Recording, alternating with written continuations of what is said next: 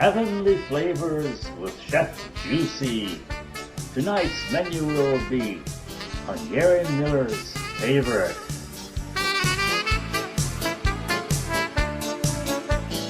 De szép az új dorozsmai szélmalom, szélmalom, szélmalom. Talán nekem kellene meghajtanom, meghajtanom, meghajtanom.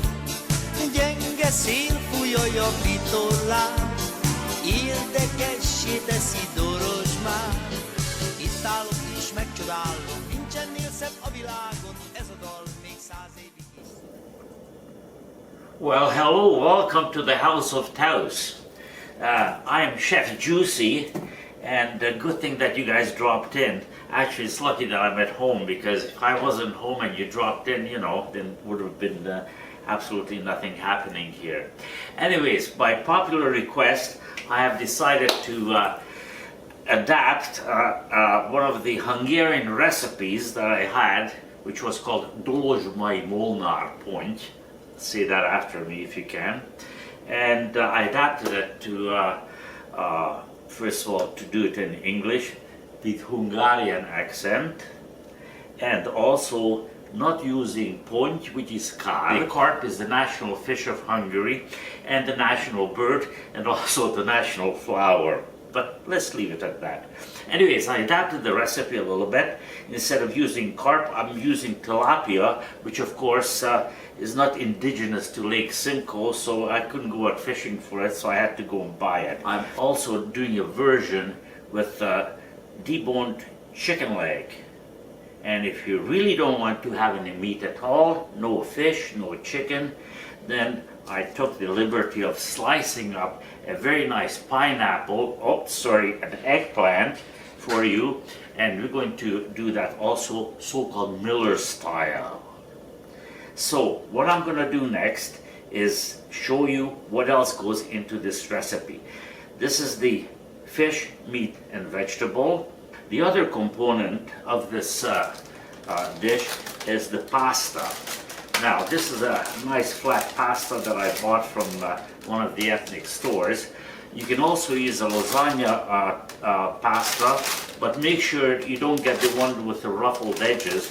Get the one that is flat, and also it's made with egg. Very important, okay? Because a lot of the lasagna noodles are made without egg, so try to look for it with the egg, okay? And the third component to this presentation is, of course, the mushroom ragu.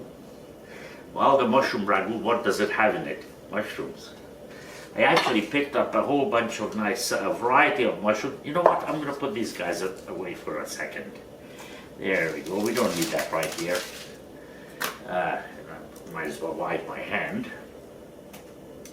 And we're going to take this guy, and I just put it back here. And so we have a nice variety of mushrooms here. I have brown mushrooms. I have oyster mushrooms. It doesn't look like an oyster, but it doesn't matter. That's what they call it. Okay. I also have shiitake mushrooms. Now, if you can get porcini mushrooms, fresh ones, excellent. Dry ones, soak it up a little bit in lukewarm water.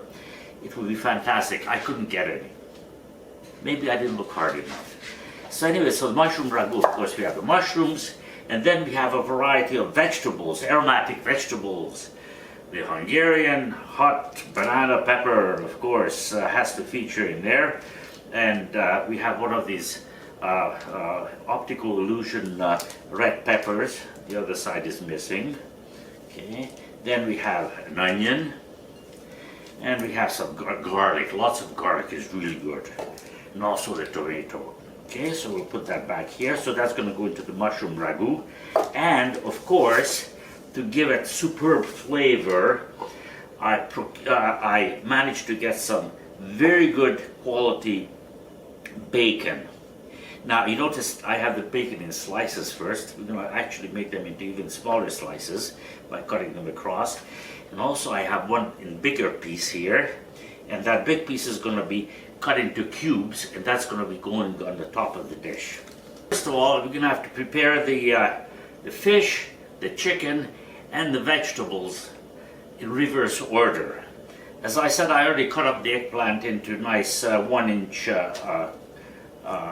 rounds, and what we're going to do is we're going to salt it up to make sure that all the evil juices come out of it. Okay, so again, I give it a good salting here. Salt this up, and we're going to put it aside because it's going to take a while for it to let all this evil juices out.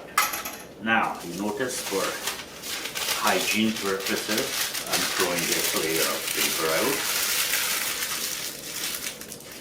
And then we're going to do the chicken. That's right, the chicken. Ooh, looks like a dead chicken to me. Well, okay, anyways, so let me just give my hand a quick wash here. And then what we're going to do is we're going to tenderize it a little bit for 2 reasons. One is to make it more tender. Second of all, make it more flat. So when we do the frying up, it's going to fry through faster and the presentation is going to be much more beautiful. Now, you can do this if you want to cover it with some saran wrap, that's fine. If not, this method is just as good. All right, look at that. Poor chicken. Is this being cruel to an animal? No, well, as long as you kill it first, it's okay, I guess. All right, now we're going to cut it into smaller pieces, so they'll be ready for frying. There we go, 1 piece, and we're going to cut it into another piece, and we have 3 pieces here. Whoops. Again, we're going to salt this up with some fine salt. So we salt up the other side as well. Okay, and then we can put that into its bowl, and it's gonna just rest there merely in the salt. And then we do the fish.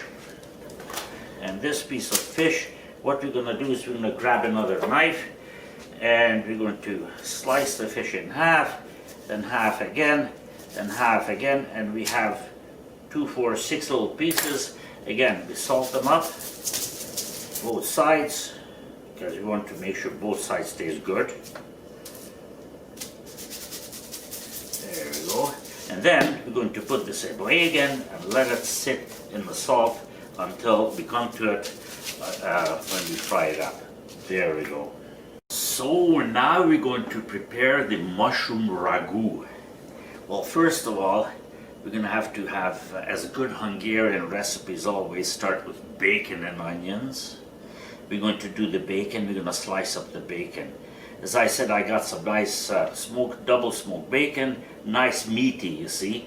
This is not full of water. No, you can get the supermarket bacon, but you know. So these guys will have to be sliced up into probably about 3/4 of an inch strips. Now this is a little bit bigger than the other ones, but what I want to do is cut the rind off very masterfully, as you can tell. And actually what we'll do is when we fry up the bacon, we'll even put the rind in there. And then what we're going to do is make little cubes out of this guy. So bacon is ready now. And of course after that we have to do the mushrooms. Now, a little bit about the mushrooms. When you buy mushrooms, brown mushrooms are very common. Make sure that the gills don't show. In other words, there's no separation between the stem and the cap. That means it's fresh. If it's already opening up, like this one is starting to open up already, that means it's a bit older. You know what? Just buy the ones that are still closed up. Okay, and as far as the oyster mushrooms are concerned, you don't slice those, you actually rip those into pieces, like this, you see. And for the shiitake mushrooms, just want to show you, the stem is extremely hard, so you don't want to eat that. You're going to throw that out. That's not going to be part of the meal. For the brown mushrooms, what we do is we just take the end off, and then we're just going to cut it into big chunks, okay, etc., etc., etc. red, white, and green, just like the Hungarian national flag. Plus we have the mushrooms nicely cut up, and also the bacon. Bacon fat rules.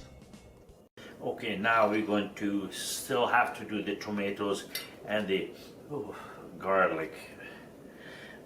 First of all, I'm going to put all these other veggies onto a prep tray.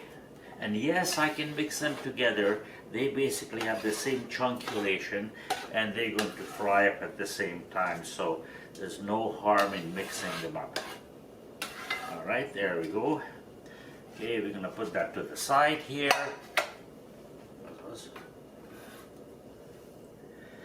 And then we're going to have some very, very quick movements here. We're going to do the tomatoes and the garlic. Boldogságom a határtalan. A Dorozsmai határban, jaj, de sok pacsit a madártól. Gilingalang, szól a harang, boldogságom, de határtalan.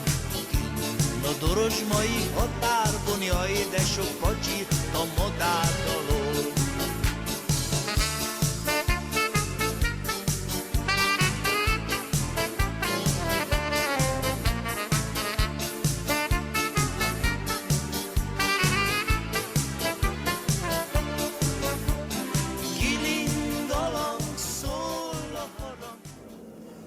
Okay, now so we're ready to prepare the mushroom ragu. Okay, the pan is nice and warm, so we can put in the strip bacon first.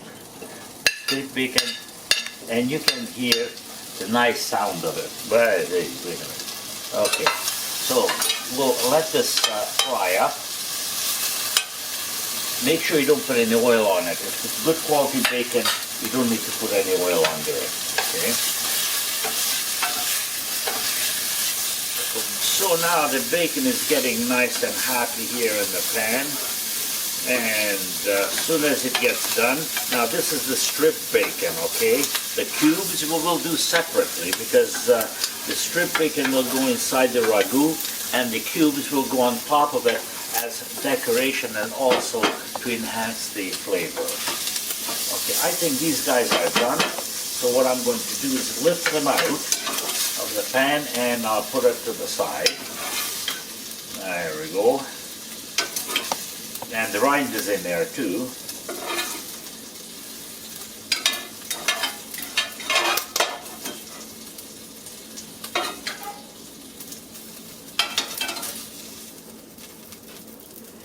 And now we're going to put in the cube bacon. This is the one that I was telling you about, it's going to go on top. Oh my God, it's going to be good.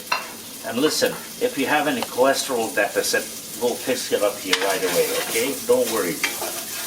No worries about the cholesterol deficit. And if you happen to have smell-o-vision at home, you can also get the aroma of it.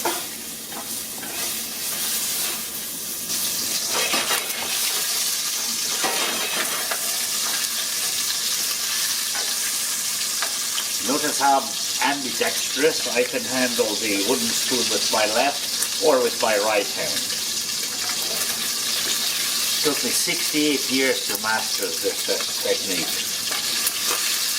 Okay, I think these guys are done too. So what you're going to do is remove it from the fat. We'll turn this the flame off, and this is going to go on top. Oh my God, it's going to be wonderful. You know, after this, what we're going to do, first things first, we're going to do the mushrooms. And I'll tell you why the mushrooms, because mushrooms are basically nothing more than just water. And it's going to let a whole bunch of water out. And in order to have a nice fried mushroom, this is the time to actually put some salt on it, because the salt is a second and it will allow the moisture to evaporate from the mushroom faster. There we go. Ah! There it is. Okay, I should be doing it with my left hand so you can see what I'm doing. All right. Oh, look at that. This looks absolutely wonderful. Three different kinds of mushrooms. Yes, I didn't have any porcini. That would have been wonderful with it. Oh, by the way, yeah, if you want to make this a vegetarian dish, then of course skip the bacon and then just do the mushrooms on oil, vegetable oil, not pork oil, which is called lard. And you know what? This is almost done. So what I can do is now add the other aromatics, namely the onion, the red pepper, and the Hungarian hot pepper. There we go. Maybe that's too much, but no, maybe it's not. Mind you, the exact proportions are very important, as you can tell.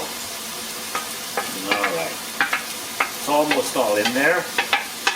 So we're going to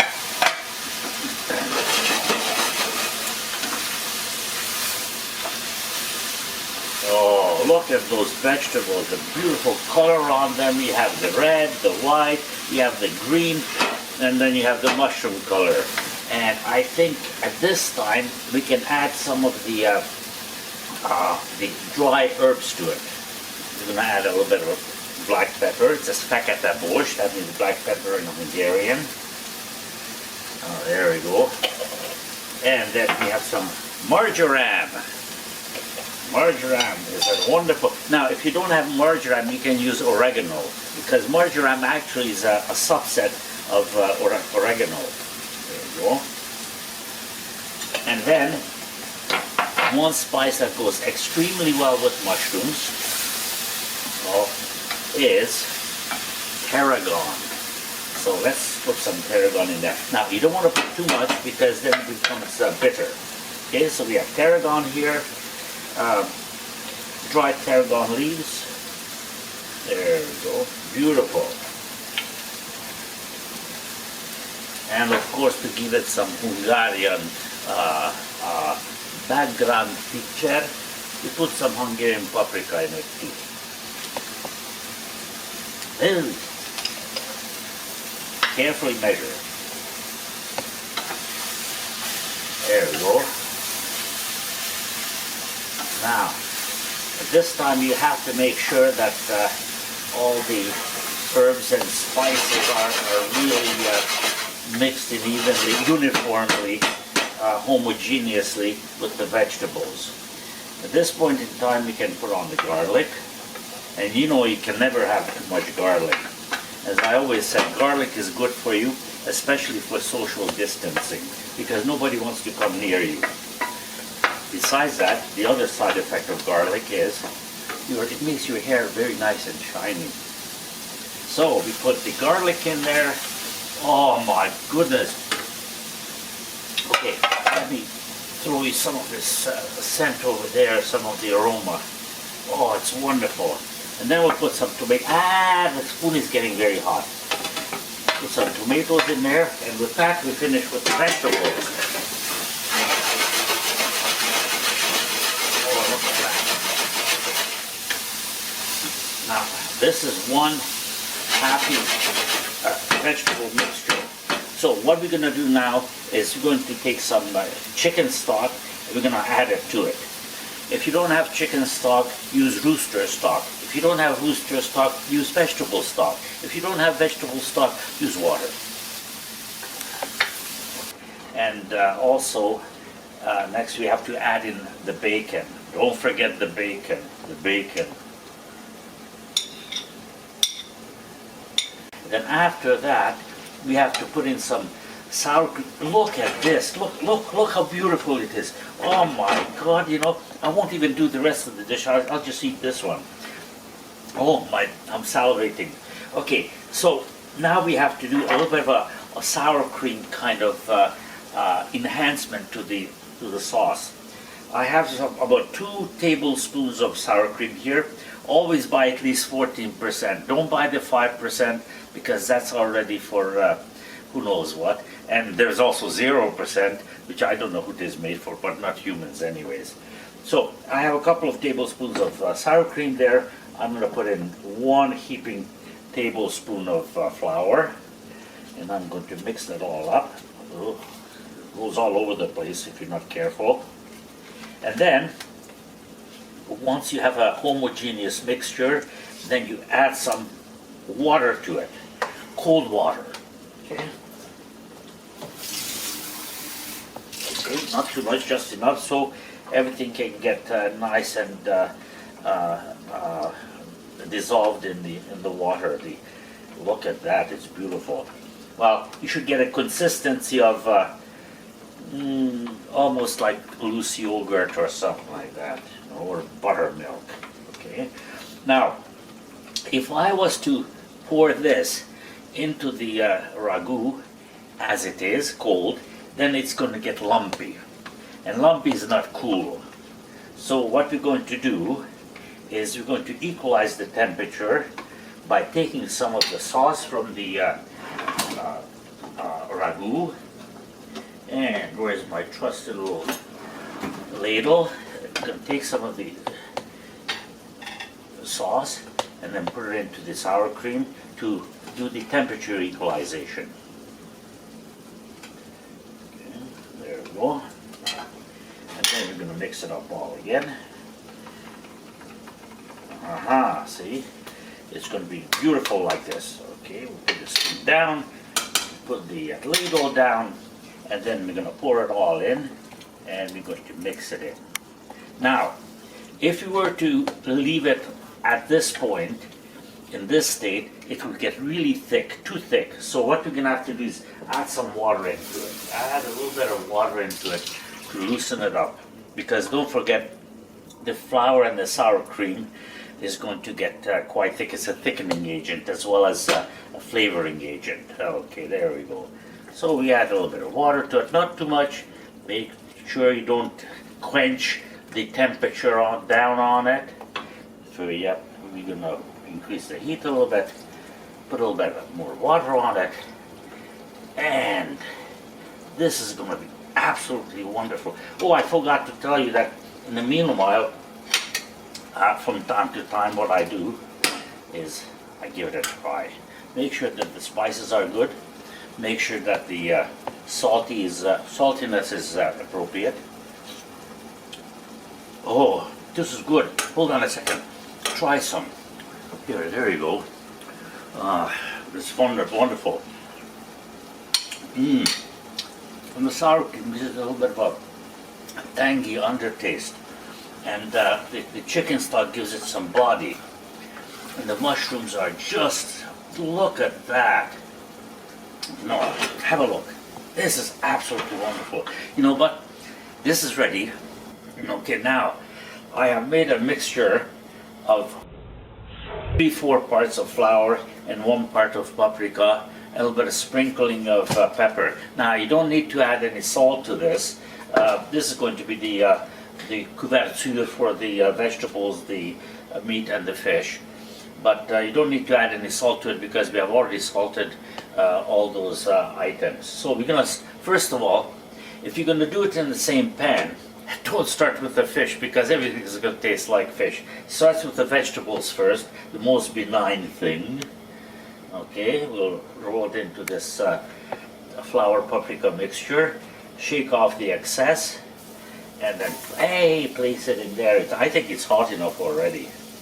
Oh yeah.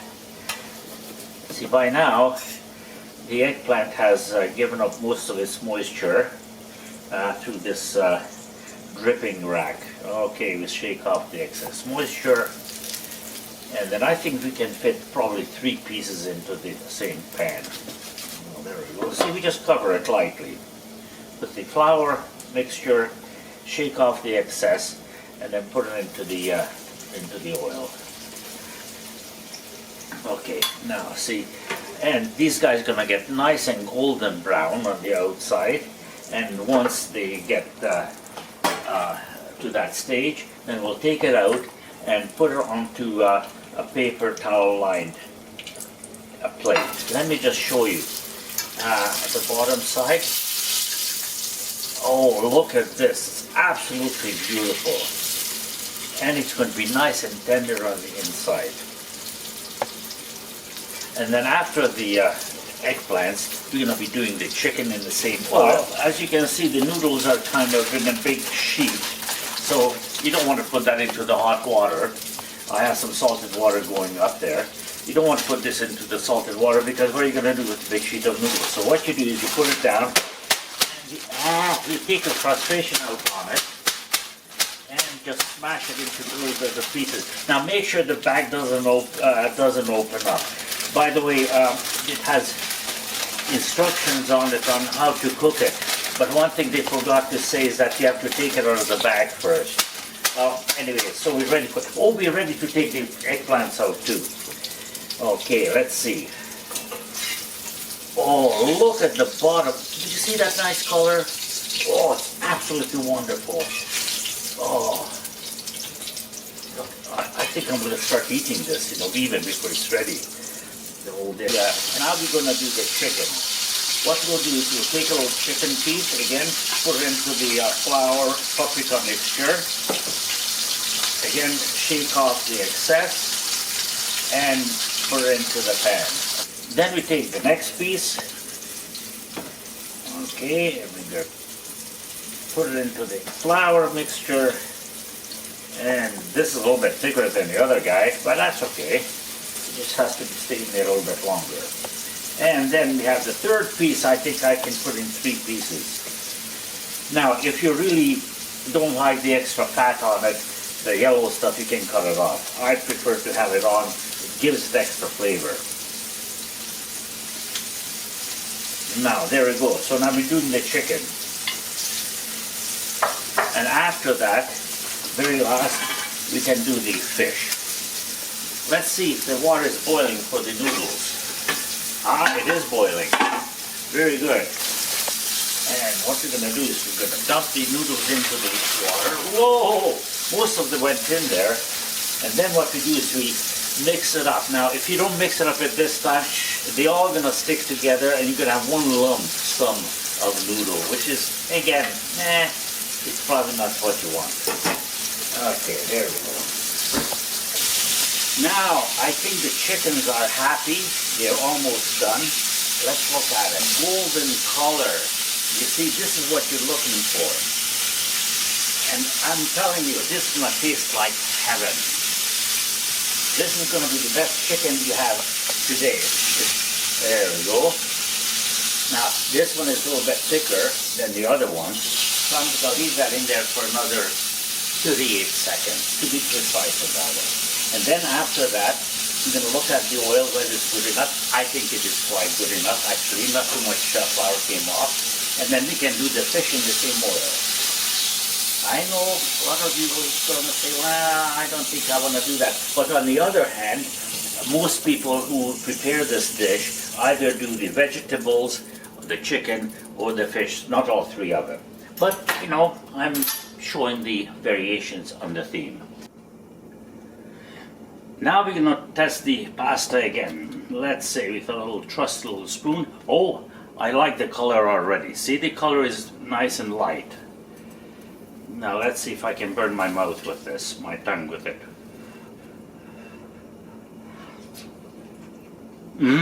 It's perfect, it's al dente. Now we're going to strain it and we're going to put it back into the same pan. So I have the 4 little pieces of fish in here. Probably can have all these in the pan at the same time. And we shake off the excess oil. Now, one way to check the oil, whether it's warm or not, or hot enough or not, is take the piece of fish and you lower it into it. If it starts to bubble, it's hot enough. If it doesn't, then don't put it in there because then the fish is going to soak up all the oil. So this is nice and warm now. 1 piece. And with Hungarian accent, number 4. Okay, so now let's see how the fish are doing. Let's see the color. Oh, the color is really nice. Look at that beautiful color. Number 1. And then we're going to continue on until we finish all the fish. Because we want to make sure that we have enough for our beautiful presentation. Well, now it's time to the final assembly of this wonderful dish. We have the pasta here, as I was telling you, done nice and al dente. I have rewarmed the sauce a little bit because while we were doing the fish, it got a little bit cold. Now, what we're gonna do is we're gonna take some of this sauce, some of the mushroom ragu, and mix about 1/3 of it, half of it, into the pasta. There we go. We're gonna put the ragu aside for a second. We're gonna take our trusty serving dish. Look at that. Isn't it a beautiful presentation? Okay, I'm gonna take some of the pasta in there that has been blessed by the mushroom ragu. Now, what we're gonna do is we're going to put the rest of the mushroom ragu on top. Oh boy. Probably I'm very hungry, that's why I don't have the strength to do it. What we're gonna do is we're gonna put some sour cream on top of this to make it nice and rich, just in case you're thinking that there are not enough calories in here.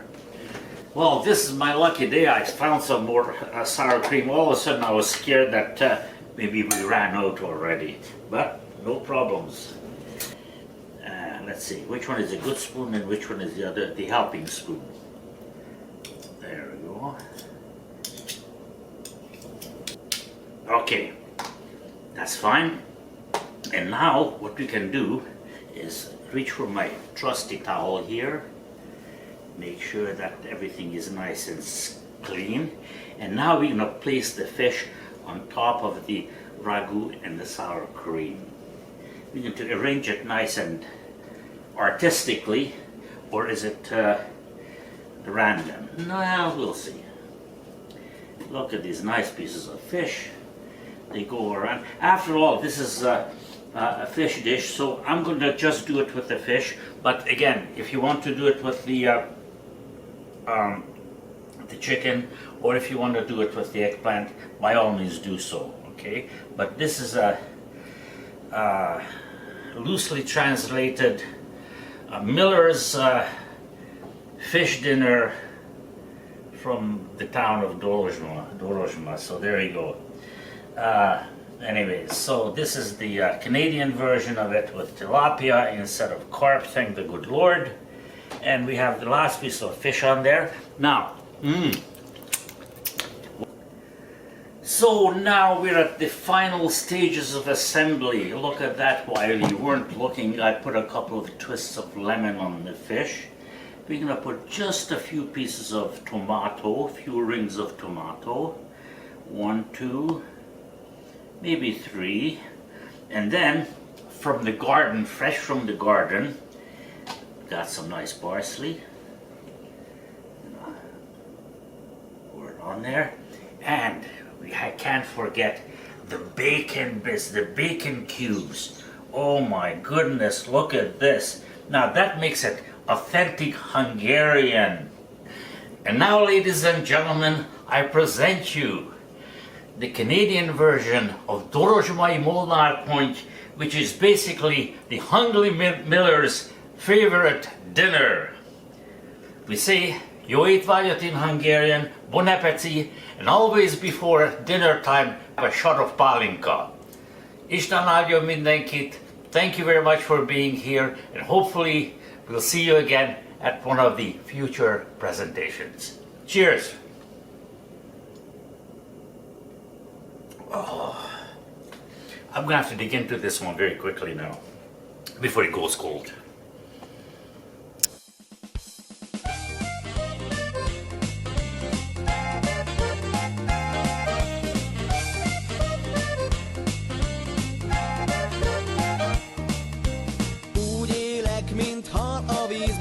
Horgásztáskám útra készen, pecabotom felszereltem, a csalikat összeszedtem, vár minket egy jó hétvége, kis csónakom evezője. Vadregényes horgásztanya, az embernek itt semmi baja, rotyog már a halászlé, csalfa babám a másé.